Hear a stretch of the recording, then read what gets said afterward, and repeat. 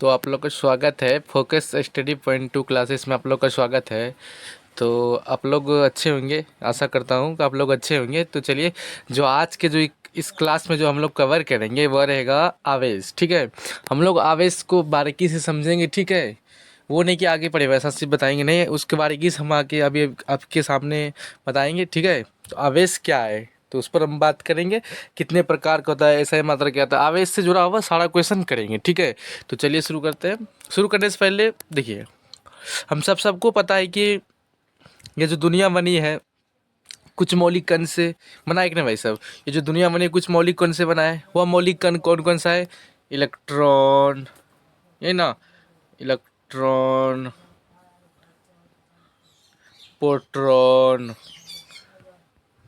Proton, electron, proton और neutron, ये ना तीन कणों से बना हुआ है। कुछ मौलिक कण भी आता है। ठीक है, प्रोटॉन। ठीक है, यानी कि ये जो दुनिया बना हुआ है, न्यू पेज लेते हैं। ये जो दुनिया बना हुआ है किससे? कुछ मौलिक कण से। ठीक है, मौलिक कण क्या है? कुछ मौलिक कण में से, कुछ मौलिक कण में से क्या है? एक है इलेक्ट्रॉन यानी कि ई। ठीक है, क्या है? इलेक्ट्रॉन, प्रोटॉन और न्यूट्रॉन। ठीक है, कुछ मौलिक कण में से ये तीन मौलिक कण भी है, इलेक्ट्रॉन, प्रोटॉन, न्यूट्रॉन। इसी से बना है पूरा दुनिया। ठीक है, यही ये जो तीनों जो कण है, मौलिक कण जो है, इसका ही एक विशेष गुण होता है। ठीक, क्या होता है? एक विशेष गुण होता है। विशेष विशेष गुण होता है। ठीक है, विशेष गुण होता है। किसका विशेष गुण होता है? इलेक्ट्रॉन और प्रोटॉन और न्यूट्रॉन का। ठीक है, इसका ही क्या होता है? एक विशेष गुण होता है। यही विशेष गुण क्या होता कहलाता है? आवेश कहलाता है। इसमें विशेष गुण क्या है? आवेश है। क्या है? आवेश। इसलिए आवेश को हम लोग जानते हैं। ठीक है, अब आप लोग को समझ में आया कि आवेश कहाँ से आता है। ठीक है, आवेश को कैसे हम लोग जानते हैं। ठीक है, अब जाने ना। देखिए, फिर से हम बात रिविजन कर रहे थे कि ये जो पूरा दुनिया बनी हुई है किससे बनी हुई है बताइए? कुछ मौलिक कणों से बना हुआ है। कुछ मौलिक कण में से कौन सा कुछ मौलिक कण है? Electron, proton, neutron. ठीक है, इसी तीनों मौलिक जो कण है, जो इसी का जो विशेष गुण होता है वह है आवेश। इसलिए हम लोग यही आवेश को हम लोग पढ़ेंगे। ठीक है, तो चलिए पहले हम अब आवेश आवेश का परिभाषा जानते हैं। देखिए क्या होता है। देखिए, दूसरा हम लोग बात समझेंगे आवेश से परिभाषा आने से पहले कि देखिए, जब देखिए ये इलेक्ट्रॉन हुआ, इलेक्ट्रॉन पर कैसा चार्ज होता है? माइनस। प्रोटॉन पर प्लस चार्ज होता है कि नहीं बताइए? जब देखिए एक माइनस हुआ, एक प्लस हुआ, तो इसके बीच क्या होगा बताइए?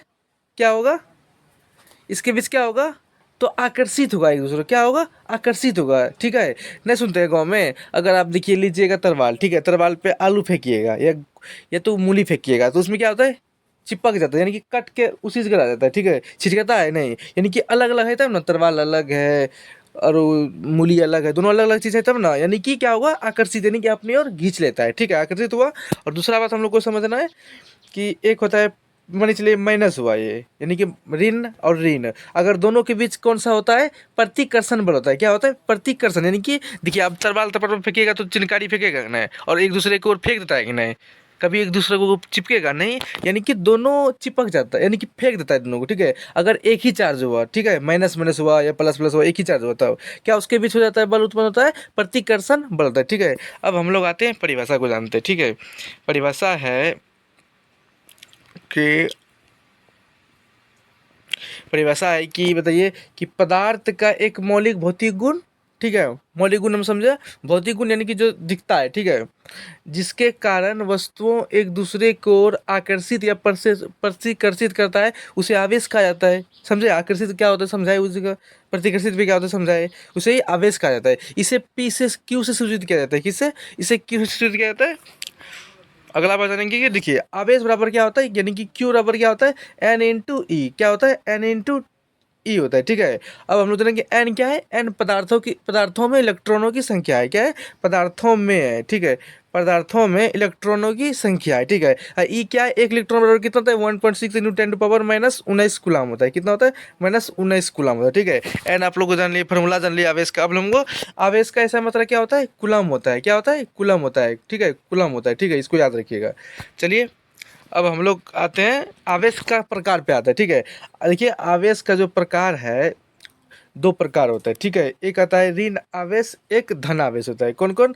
एक ऋण आवेश, दूसरा धन आवेश होता है। ठीक है, ऋण आवेश पे कैसा चार्ज होता है, माइनस चार्ज होता है। जिस पर माइनस चार्ज हो उसे ऋण आवेश कहा जाता है, जिस पर प्लस चार्ज हो उसे धन आवेश कहा जाता है। ठीक है, तो आई होप हम लोग आशा करेंगे कि आवेश से जुड़ा हुआ सारा क्वेश्चन आप लोग समझ लिए होंगे। ठीक है, तो आशा करते हैं आप लोग को समझ में बहुत अच्छा से आया होगा, और आप लोग जरूर नए जुड़े हैं तो आप चैनल को सब्सक्राइब कीजिएगा, और अगला किस टॉपिक पर वीडियो लाऊं तो आप लोग जरूर कमेंट में बताइएगा। ठीक है, थैंक यू।